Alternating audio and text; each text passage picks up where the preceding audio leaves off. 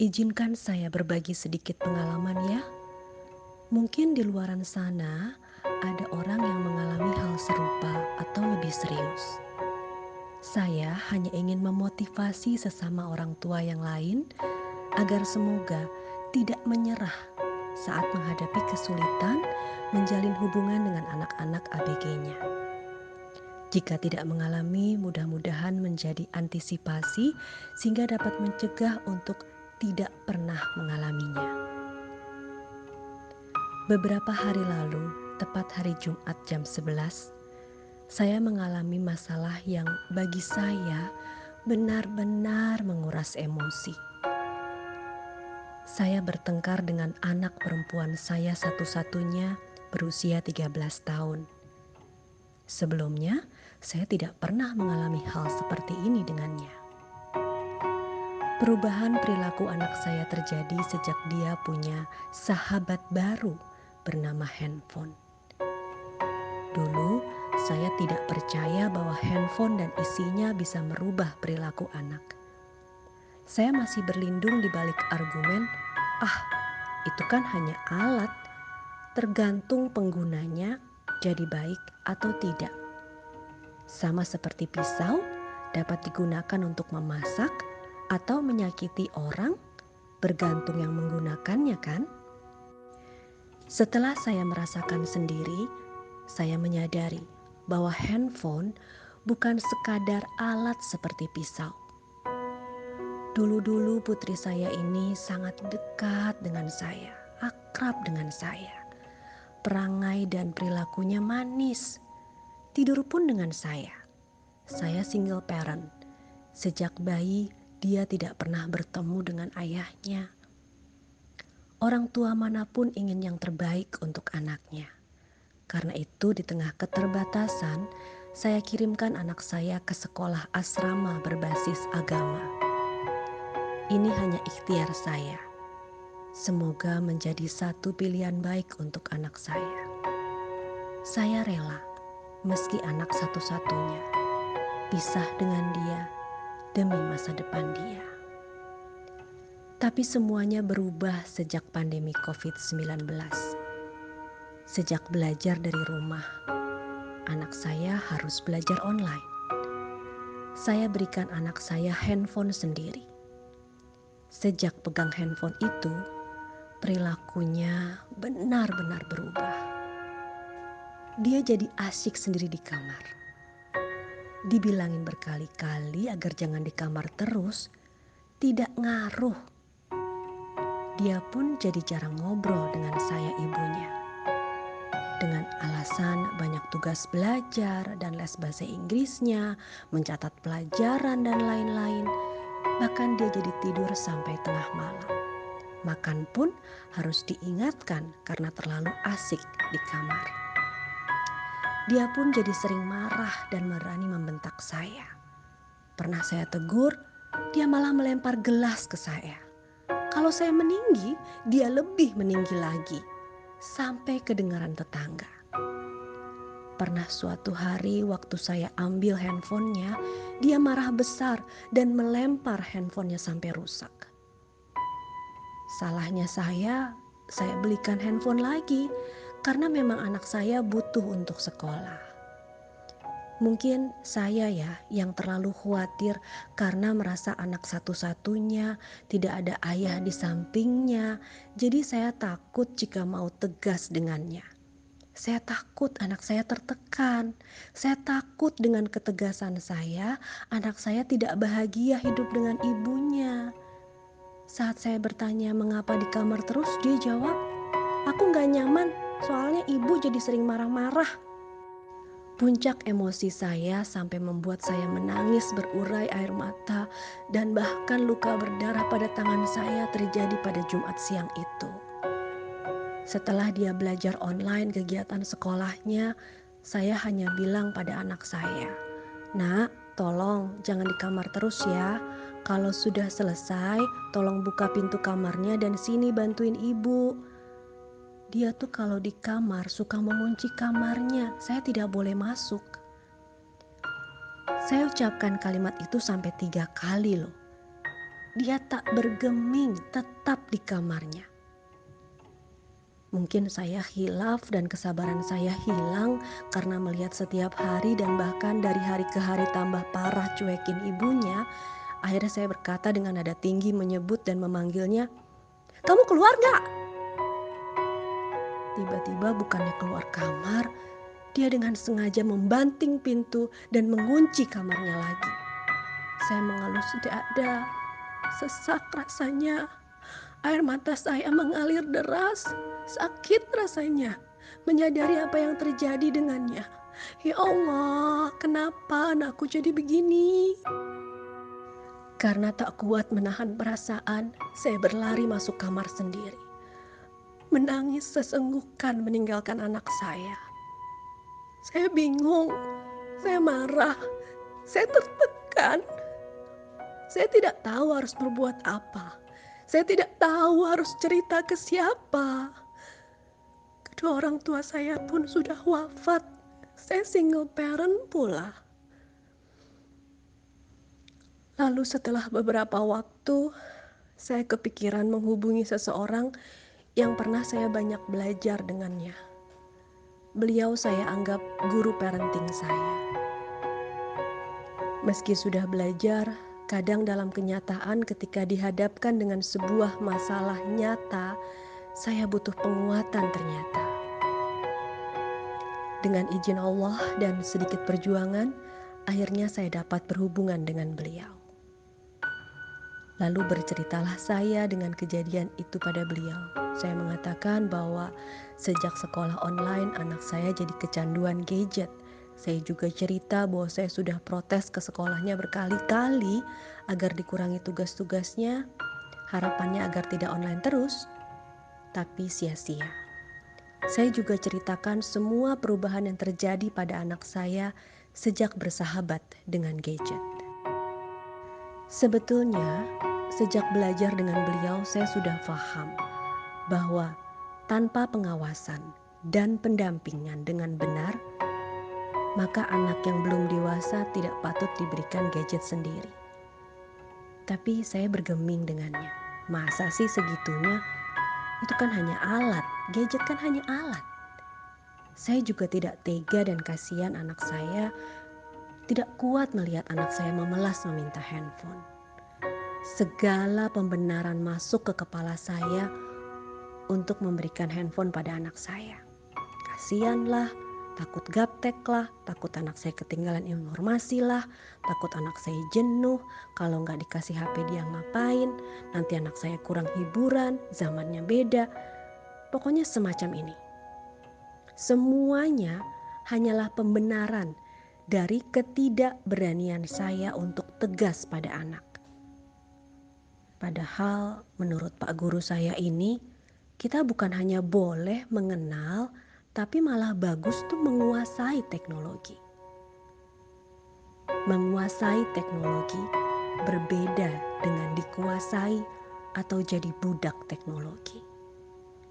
Beliau berkata bahwa anak-anak sebetulnya tidak akan kurang hiburan dan kesenangan meski tidak bersama handphone. Buktinya zaman kita dulu, meski teknologi belum maju, kita jarang kebingungan bersenang-senang dengan teman-teman kita kan ya? Benar juga. Dari beliau saya banyak dapat insight dan memiliki banyak keberanian untuk melakukan tindakan selanjutnya. Beliau mengatakan, bukan pandemi yang salah, bukan sekolah yang salah. Jika orang lain yang salah atas masalah hidup kita, maka agar dapat menyelesaikan masalah, kita harus merubah orang lain yang menurut kita salah tadi. Apakah benar kita bisa merubah orang lain? Sedangkan jika kita melihat diri kita dan mau memeriksa apa yang salah dengan diri kita masih punya kesempatan mengubah diri sendiri. Kekurang tegasan kita pada anak yang harus kita benahi. Dan untuk tegas itu butuh pengorbanan. Mungkin dibilang ibu jahat, ibu tega, ibu kejam, ibu yang tidak mengerti anak, ibu kuper, dan lain sebagainya. Jika anak sudah terlanjur punya keberanian, mungkin ada resiko anak kabur, anak bunuh diri, dan lainnya. Semua resiko diceritakan oleh beliau kepada saya. Saya tersentak. Oh, benar sekali apa yang dikatakan beliau. Saya yang lalai. Saya yang kurang tegas pada anak selama ini. Saya yang terlalu membiarkan anak yang usianya 13,5 tahun ini asik dengan handphonenya. Kemanapun dia pergi. Ke toilet, ke kamar mandi, melakukan aktivitas apapun. Handphone selalu dibawa-bawa dan disakuin seakan tidak mau lepas dari genggaman. Disinilah saya menyadari nasihat beliau. Teknologi ini benar bukan benda mati seperti pisau. Tidak ada orang yang bisa kecanduan pisau setelah punya pisau. Tidak ada orang yang bawa pisau kemana-mana seperti ke kamar, ke mobil. Tidak ada. Beliau juga mengatakan bahwa teknologi ini punya otak loh, bukan benda mati. Jadi tidak sesederhana mengatakan tergantung penggunanya. Sebab teknologi ini punya keinginan. Keinginannya adalah mengubah perilaku penggunanya. Apa yang berubah? Berlama-lama dengannya, itu tujuannya. Makin lama main medsos misalnya. Itu yang diharapkan pembuat medsos. Makin lama main medsos, makin berpeluang mendapatkan paparan iklan. Dan akhirnya untunglah perusahaan-perusahaan teknologi semacam TikTok, Instagram, Facebook, YouTube. Gadget dan medsos di dalamnya memang tidak menjual produk pada kita. Kita menggunakan medsos secara gratis, tapi mereka mengambil sesuatu dari kita. Hidup kita, waktu kita. Dan itu benar terjadi pada saya. Setelah diselidiki, anak saya seringnya nonton YouTube dan main TikTok. Waktu anak saya banyak dihabiskan dengannya saat di kamar. Beliau bertanya, setelah pegang gadget, anak ibu bisa didekati tidak? Saya jawab, tidak. Dia tidak mau lagi diajak jalan bareng. Dia tidak mau lagi ngobrol bareng. Bahkan gak mau tidur bareng saya lagi. Saya cerita sambil sesenggukan menangis bahwa akhir-akhir ini anak saya kalau marah suka lempar barang di depan matanya, termasuk handphonenya. Dan biasanya saya belikan lagi. Orang pasti akan menyarankan dengan kondisi ini, peluk anak ibu lagi, begitu kata beliau. Anak butuh kasih sayang ibunya lagi. Boleh jadi itu benar. Tapi kalau menurut saya, selama ada border, anak ibu tidak akan bisa dipeluk. Tidak akan bisa diajak ngobrol.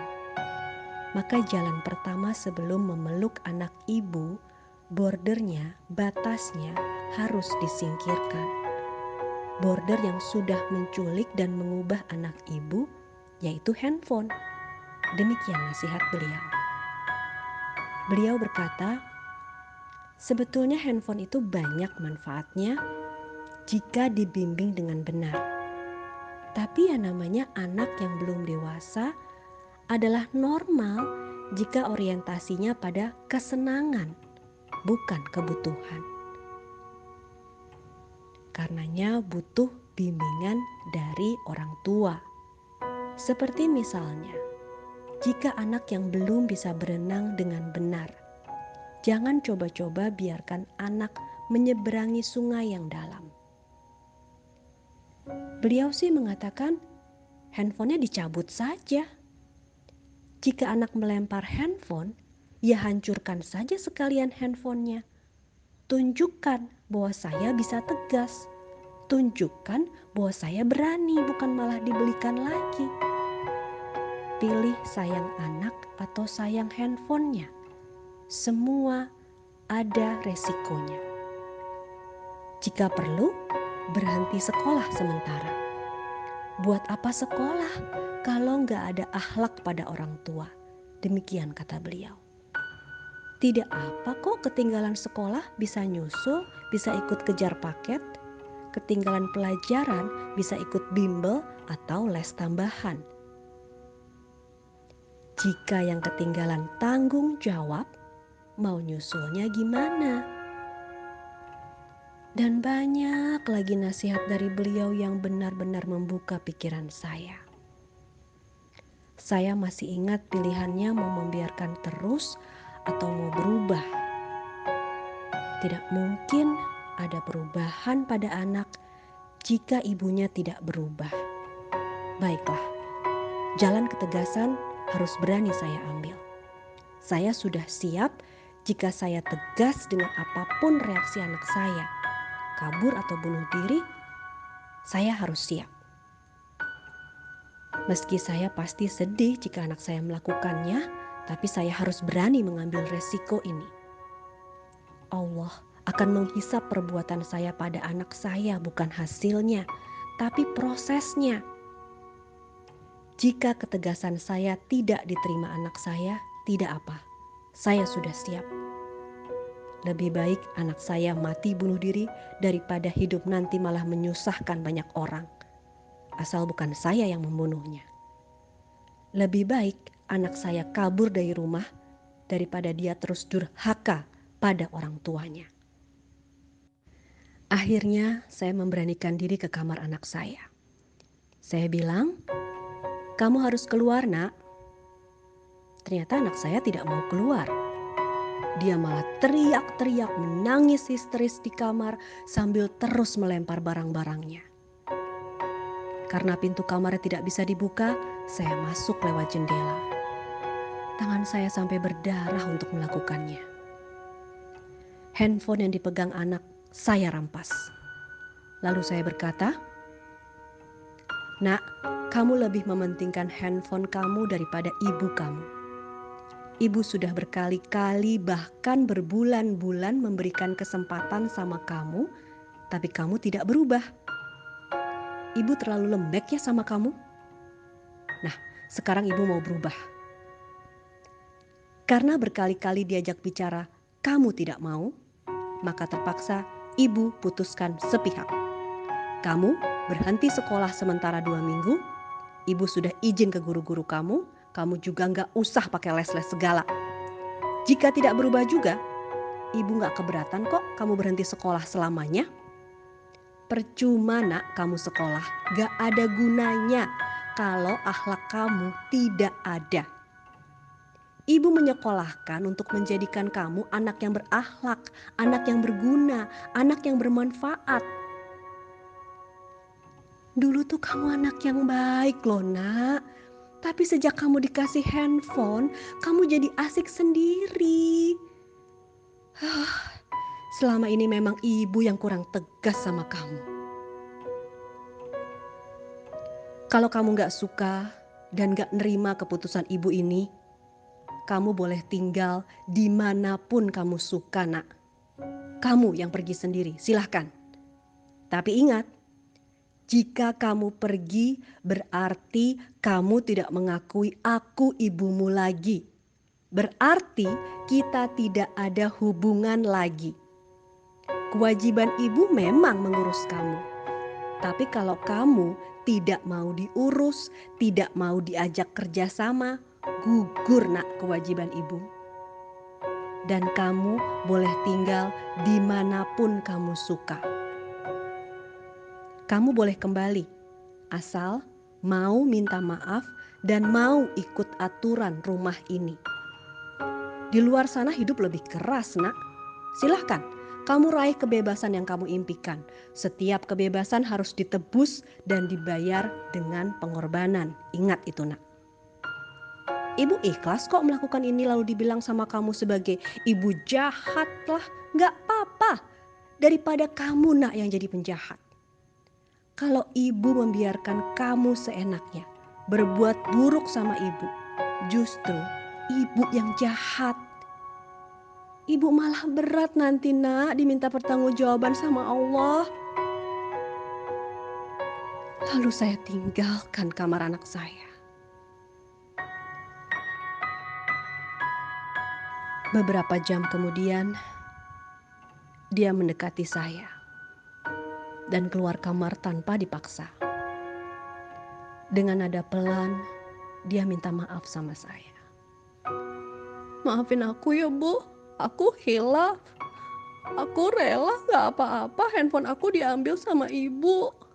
Tapi izinkan aku sekolah dan les lagi ya Bu."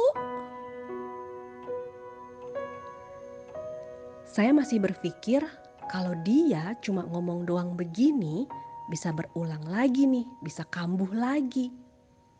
Lalu saya dengan tegas berkata, "Tidak ada les, tidak ada sekolah atau fasilitas lain sebelum akhlak kamu baik pada orang tua. Lupakan nak semua cita-citamu. Ibu tidak butuh sekolahmu. Ibu butuh anak yang berakhlak mulia. Jika ibu ridho sama kamu, barulah ibu nanti mendukung dan terus mendoakan cita-citamu."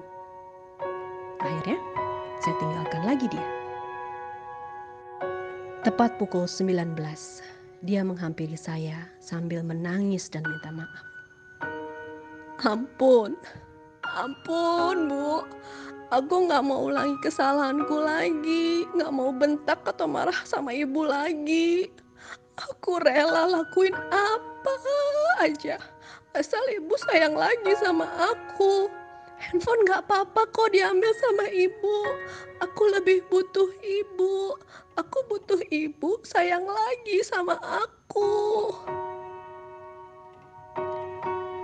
Saya dalam hati berkata, "Ya Allah, drastis berubah seketika anakku ini ya Allah. Hati yang dari tadi siang hancur berantakan, seketika melumer, mencair, dan tak terbendung kami pun menangis bersama-sama. Setelah lama berpelukan, akhirnya saya jelaskan maksud saya melakukan hal yang tadi saya lakukan. Lalu saya berkata, "Ibu ingin kamu sekolah lagi nak, tapi tidak sekarang ya. Ibu perlu waktu. Dan jikapun mau sekolah, maka harus sesuai saran guru parenting ibu ya. Handphone itu dipinjamkan, bukan punya kamu sendiri. Tidak ada lagi main internet di kamar. Semua harus di depan ibu. Karena kebetulan saya sedikit punya bisnis dari rumah. Jika dia setuju dengan kesepakatannya, maka dia boleh sekolah." Sejak saya tegas mengambil handphonenya, sepertinya anak saya kembali menjadi anak seperti dulu. Dia mau tidur sama saya lagi, dia mau banyak memeluk saya. Endingnya kami bisa jalan dan ngedate lagi, makan bareng di luar. Cari angin, ngobrol, dan cerita-cerita di perjalanan sambil ngemil. Waktu yang hilang kemarin bersama anak ternyata bisa kembali jika kita segera mengatasinya dengan bersikap tegas. Saya membuat tulisan ini agar memotivasi diri saya dan juga orang tua lain yang mungkin mengalami hal serupa, agar mudah-mudahan tidak menyerah dan selalu semangat untuk memperbaiki. Namun jika kita terus menyalahkan orang lain atas perilaku anak kita, maka kita harus merubah orang lain agar anak kita berubah. Sulit kan? Tapi jika kita yang secara rendah hati mau mengoreksi diri, insya Allah kita masih punya kesempatan untuk mengubah diri kita dan anak kita. Terima kasih. Alhamdulillah ya Allah. Sujud syukurku padamu ya Allah, dan berterima kasih pada guru saya yang tidak mau disebut namanya. Lewat perantara beliau, saya dapat insight dan penguatan bahwa harta yang paling berharga itu anak kita. Jika kita menyerah dan putus asa tanpa mau ambil resiko hari ini, Maka nanti saat menua, siap-siap jika akhirnya anak-anak kita, nauzubillah min zalik ya, menyusahkan hidup orang tuanya dan juga menyusahkan banyak orang. Karena kita yang lalai mengajarkan tanggung jawab